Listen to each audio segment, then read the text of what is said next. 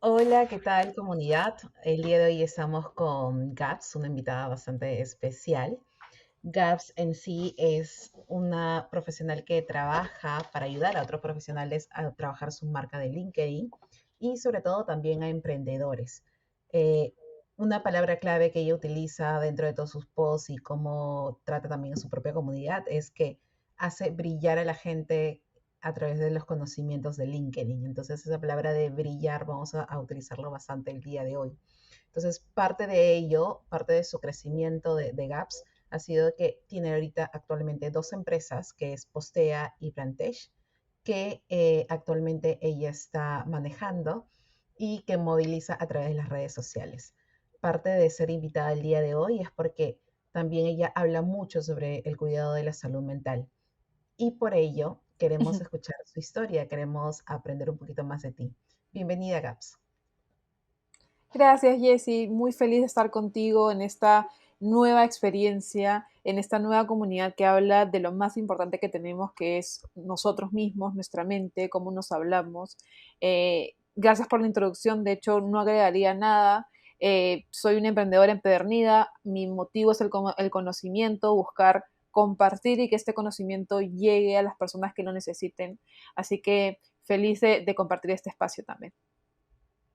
Muchas gracias, Gabriela. ¿Prefieres que te diga Gabriela, Gaps? Como prefieras, yo prefiero o Gabriela o Gaps. Gaby no me gusta mucho. Ok, entonces nos quedamos como Gaps. Y en este caso me gustaría conocer un poco sobre tu camino en tu propio cuidado de la salud mental. Eh, Tú utilizas, sé que estás llevando, tienes una psicóloga, hablas bastante también del tema de la energía, entonces me gustaría que nos comentes cómo normalmente cuidas tu salud mental.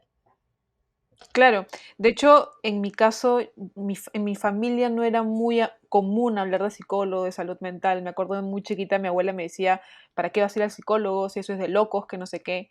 Entonces, a mí me tocó abrir un poco de campo al tema de la salud mental y no lo sabía. O sea, me acuerdo también muy pequeña que de repente me sentía un poco más decaída y veía que las personas no necesariamente se sentían así. Y yo simplemente pensaba que era normal, ¿no? Entonces, es recién a mis 21 años que yo empiezo a ir al psicólogo, después de sobreanalizar varias cosas y digo, no, de repente sí debería conversar con alguien, ¿no? Y yo llego porque no me sentía de repente tan a gusto en el lugar donde estaba, no sabía de repente quién era, me preguntaban, oye, ¿quién es Gaps? Y yo no te podía decir Gaps es A, B, Z como te digo ahora. O sea, le tendría que preguntar a mi mejor amiga o a mi enamorado. Entonces, esa no era la idea. Y incluso se pone un poquito más potente cuando yo decido salir de corporación, porque uno de los consejos que me dijo mi hermana fue, si tú vas a empezar a hacer las cosas, tú primero tienes que estar bien.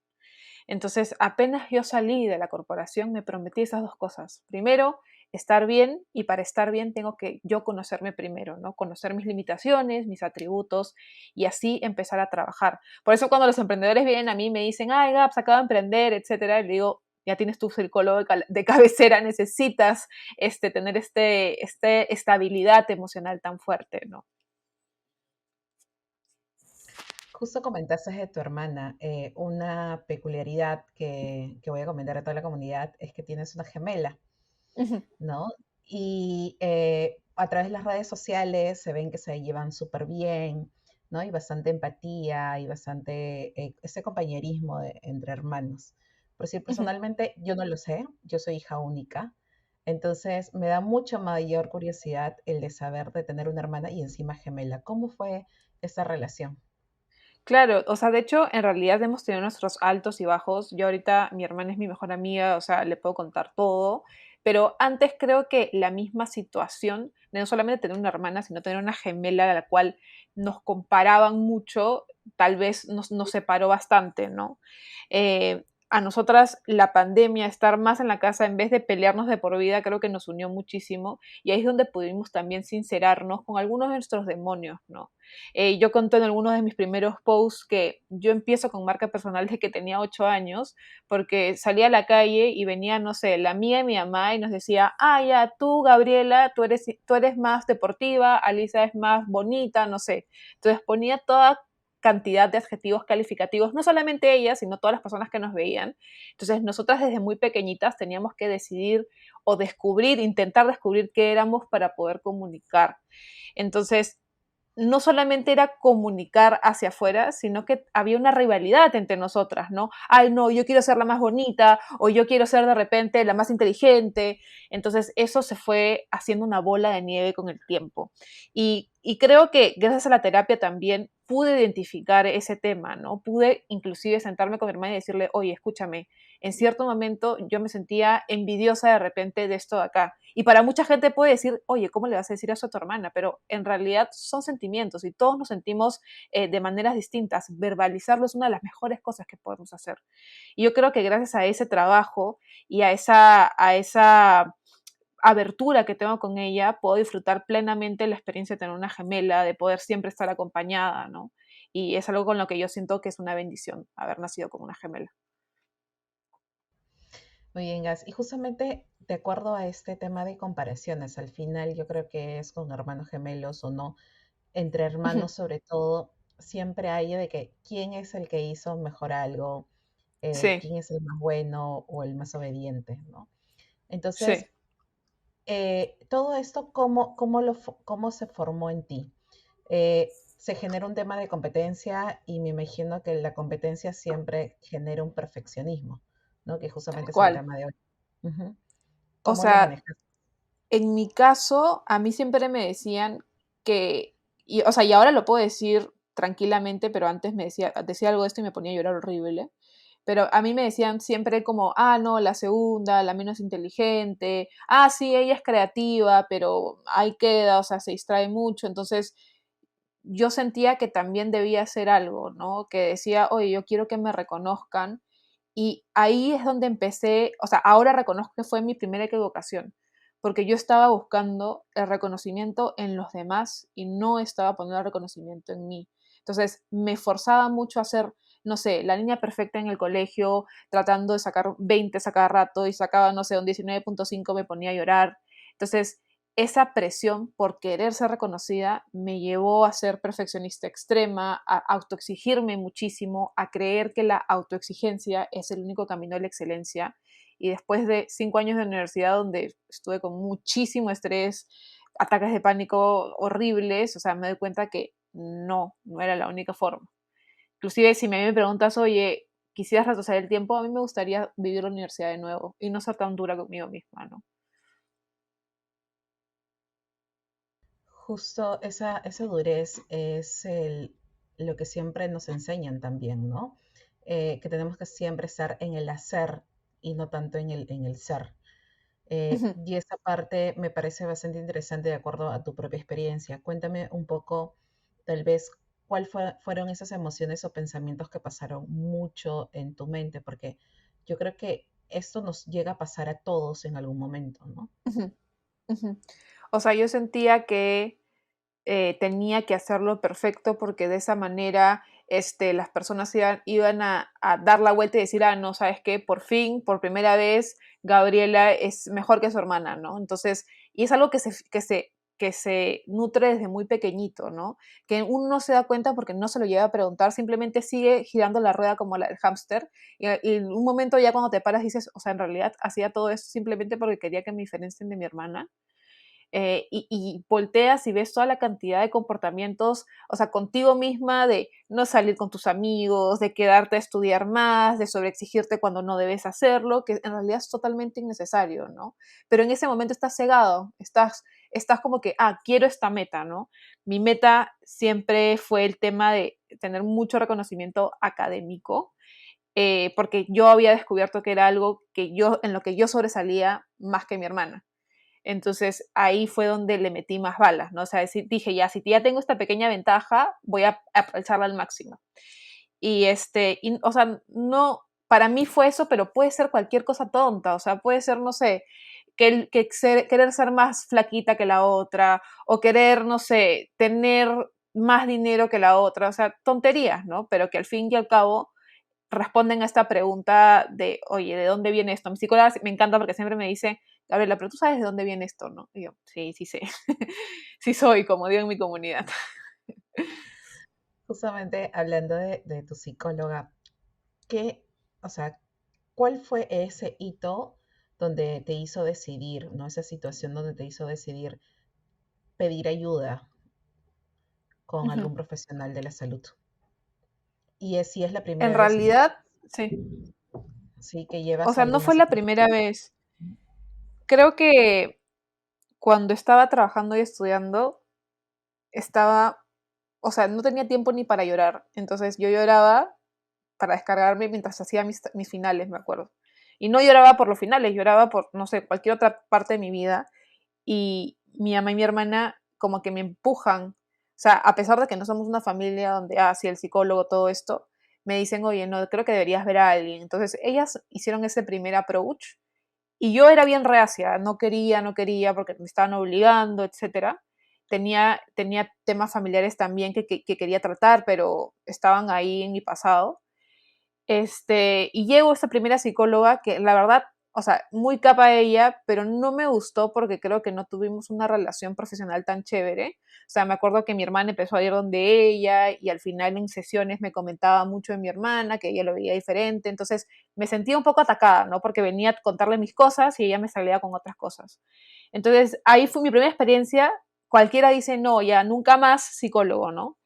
Pero una muy buena amiga del trabajo en el que estaba, ella había tenido cosas bastante serias y yo le cuento, ¿no? Que me gustaría buscar ayuda y me recomienda a Karen, que es mi psicóloga, que la pueden encontrar en Sí Conocerme.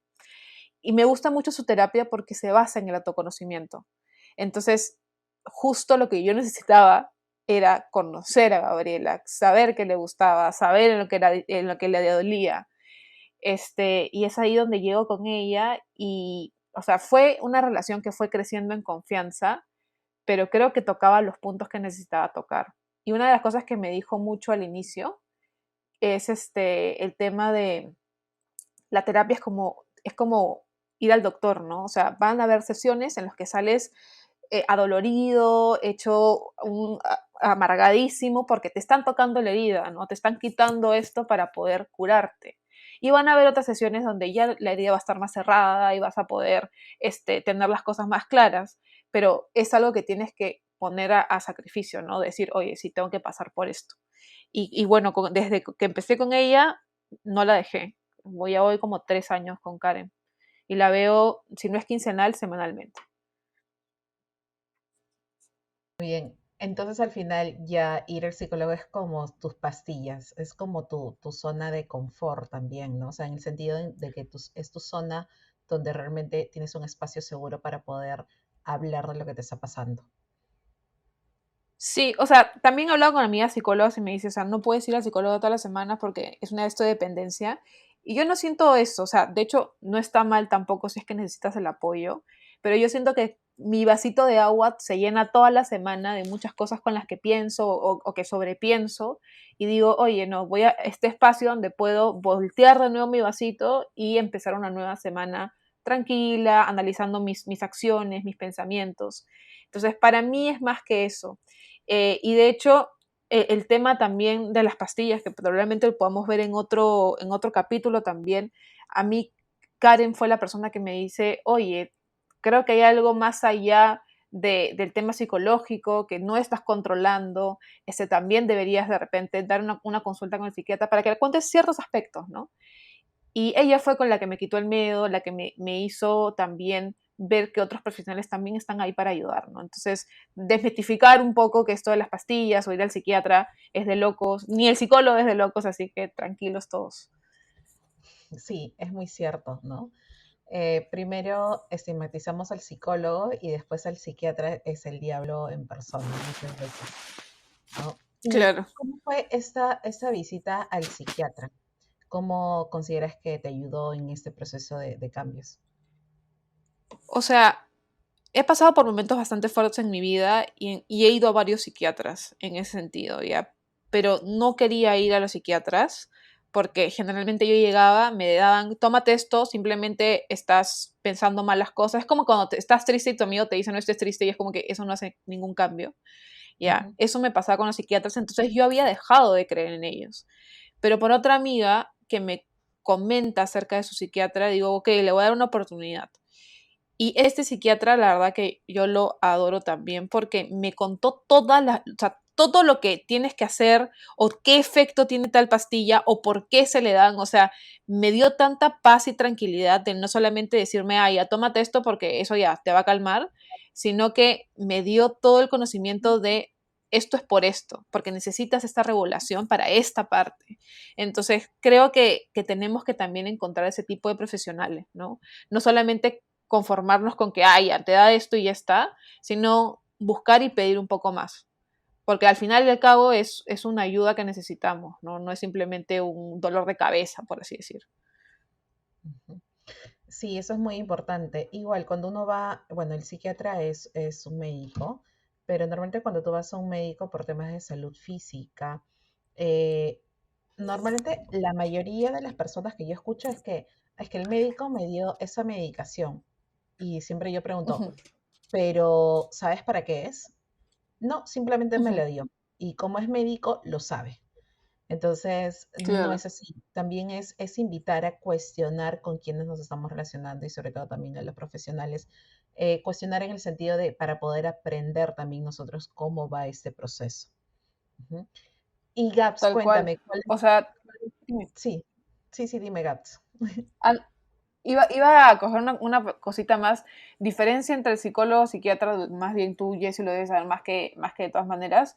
O sea, a mí mi psicóloga no me podía recetar pastillas, no me podía, o sea, porque simplemente está fuera de su espectro de conocimiento y no sabe cómo puede de repente impactar con otros antecedentes del paciente. Entonces, ahí lo más certero es que pueda recomendar a un doctor que sí te explique todo este panorama médico de la salud mental, ¿no? Sí, eso es algo fundamental. Esa es una de las grandes diferencias, es el tema de la medicación. Los tratamientos también pueden ser hasta similares a nivel psicológico, pero la medicación sí, por eso el psiquiatra es un médico, porque ha estudiado lo que es ya la parte de la medicina humana. Y Gabs, ¿cuál ha Exacto. sido uno de tus mejores aprendizajes en este camino? Creo que uno de los mejores aprendizajes ha sido el tema con el que iniciamos del perfeccionismo, de que muchas personas se jactan de que, ay, soy perfeccionista y es mi único defecto, pero en realidad ser perfeccionista oculta detrás un gran, gran dolor que es el tema de la autoexigencia en exceso, ¿no? Como lo decíamos al inicio, yo creía que la autoexigencia era el único camino hacia la excelencia. Y no pude haber estado equivocada porque cerré muchas oportunidades, no disfruté la etapa que quería disfrutar, eh, o sea, me molestaba conmigo misma inclusive, me autocastigaba, no necesariamente físicamente, pero decía, no, no vas a salir o no vas a hacer esto porque tienes que seguir trabajando, ¿no? Y justo ahí Karen me hizo leer un paper bien bonito que justo habla acerca de exigencia versus excelencia. Y era como, tú eres una persona de repente como un carrito, ¿no? Tú ni siquiera has armado el motor, pero ya le estás diciendo que vaya a 100 kilómetros por hora. Pero tu carro está por partes, o sea, ni siquiera lo has armado. Y ya te estás atrás como que gritando, oye, no, ¿sabes qué? Tienes que ir avanzando, ¿no? Entonces, ¿qué tan importante es ahí parar y decir, oye, no, a esa persona que te está gritando, que probablemente sea tu voz interior, espérate un ratito, voy a armar mi motor tranquila, voy a prepararme, voy a montar el chasis y de ahí vamos a ir primero a 20, de ahí a 30 y de ahí iremos a 100 si quieres. Pero poco a poco. O sea, yo no había identificado que podía de repente pararle a esta vocecita gritona en tu cabeza, ¿no? Qué Eso creo interesante. que es uno de los mejores. Uno de los mejores aprendizajes. Qué interesante el de darnos cuenta, ¿no? Y de tomar esa conciencia de poder, eh, que tenemos pasos para poder hacer. ¿Y cuáles son tus tips que podrías dejar para bajar ese nivel de autoexigencia, ¿no? Porque el de Sí. haber estado más de 20 años metidos con esta creencia, en tu caso, de autoexigirse, del perfeccionismo, obviamente esto no se cambia de la noche a la mañana, ¿no?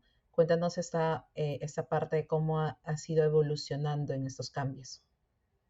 Sí, o sea, de hecho, creo que los dos consejos que más me llevo y que aún aplico porque, o sea, yo todavía identifico algunos comportamientos perfeccionistas o autoexigentes en mí, los dos que me han aliviado más es el autoconocimiento, o sea, saber qué me funciona, por ejemplo, no sé, si tengo reuniones importantes todo el día y tengo que terminar y entregar pendientes, o sea, sé que me funciona levantarme más temprano para yo estar tranquila y llegar feliz a las reuniones y tratar a los clientes de la mejor manera, sin estar de repente escuchándolos a la mitad y preocupándome por lo que tengo que hacer. Entonces, ese autoconocimiento me da a mí mucha libertad.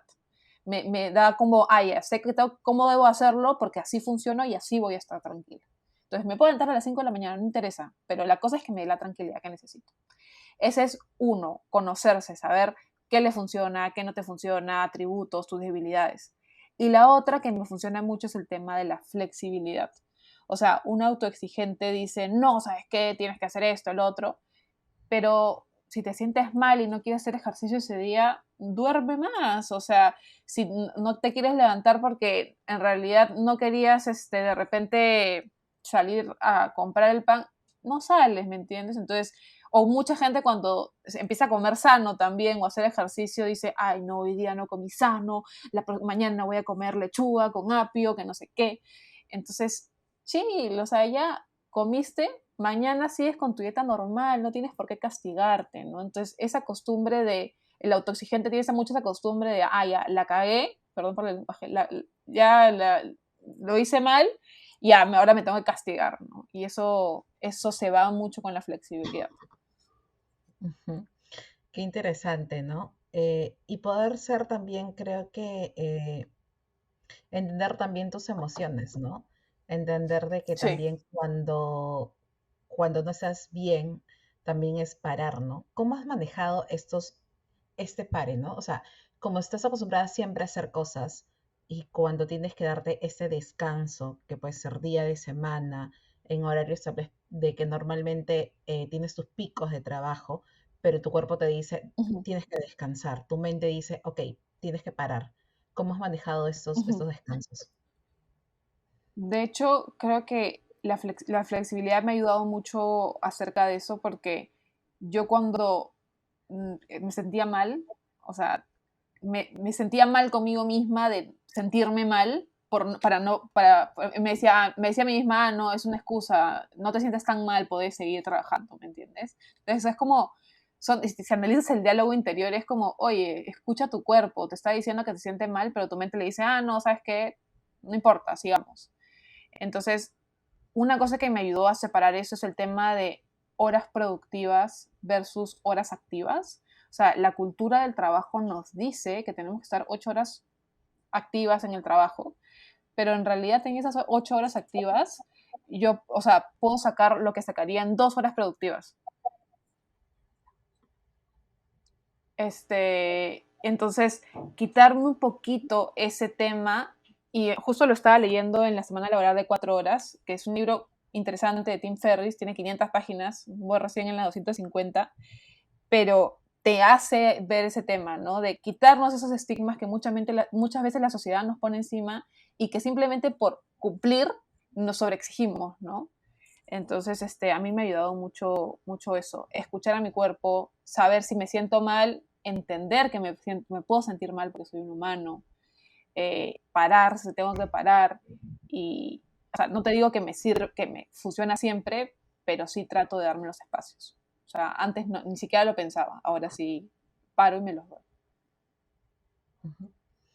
Si GAPS no hubiera llevado o no hubiera tomado la decisión de llevar terapia y hacer esos cambios en tu vida, Ujú. ¿qué hubiera sido GAPS ahora?